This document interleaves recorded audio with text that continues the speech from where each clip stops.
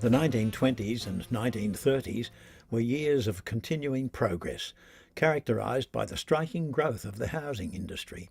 The increase in population meant not only more houses, but also more retail establishments, such as this group of typical interwar shops with dwellings upstairs in Spofford Street. The style here is arts and crafts. There were new churches, all basically traditional in form, but often making a feature of new materials and techniques, such as these glazed terracotta or faience elements. New meeting places, such as the Masonic Centre, were also needed.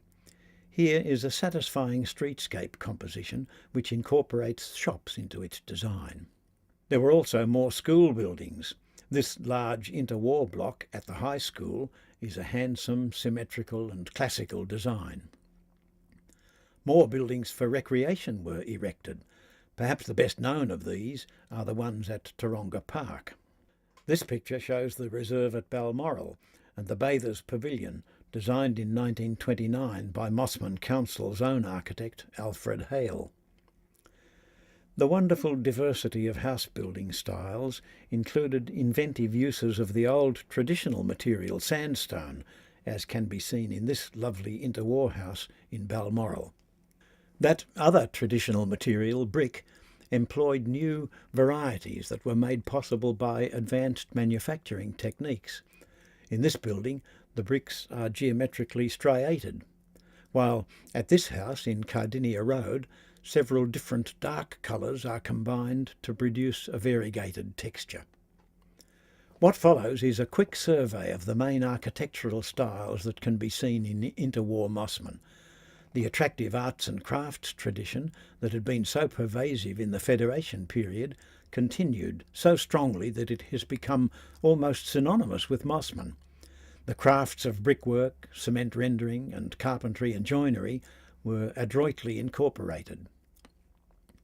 Knowing about styles helps us to understand architecture. Arts and crafts usually featured informal massing, as in these houses in Chadforth Street, and the style was made distinctive by the handsome combination of brick, rough cast render, sawn shingles and finely crafted timberwork. The Georgian idiom was revived as a reminiscence of conservative British or even early Australian origins, with smooth stucco walling and a touch of classical detailing. The warm climate of the Mediterranean suggested forms such as gentle arches and shaded walls and loggias and window shutters, evoking faint images of that part of the world. The Spanish mission style is also redolent of warm climate architecture, such as was seen in the Spanish missions in California in the 19th century. It's typified by the rough textured walling, occasionally perforated for ventilation, by knobbly roof tiles, usually of a Spanish form, by ironwork such as you see in lanterns and balconies and window grilles, and classical touches, and sometimes a little hint of Hollywood.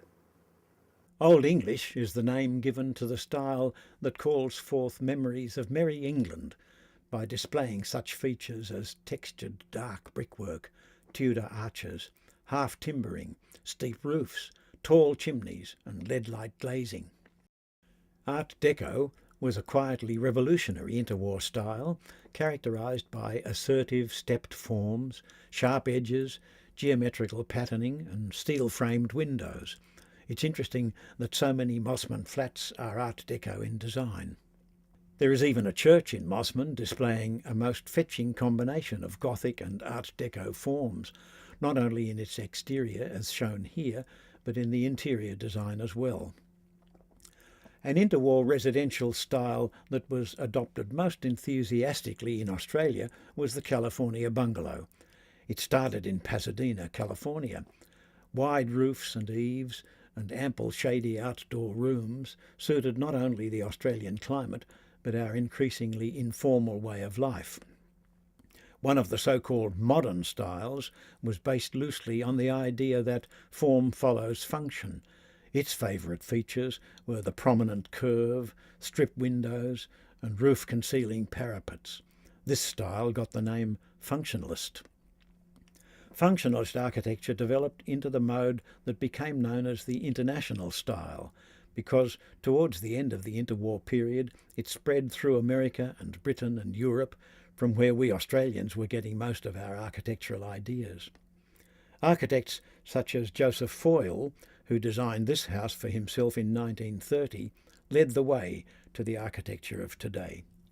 As this period comes to a close, I think it might be true to say that the full-on international style has influenced present-day architecture more than any other.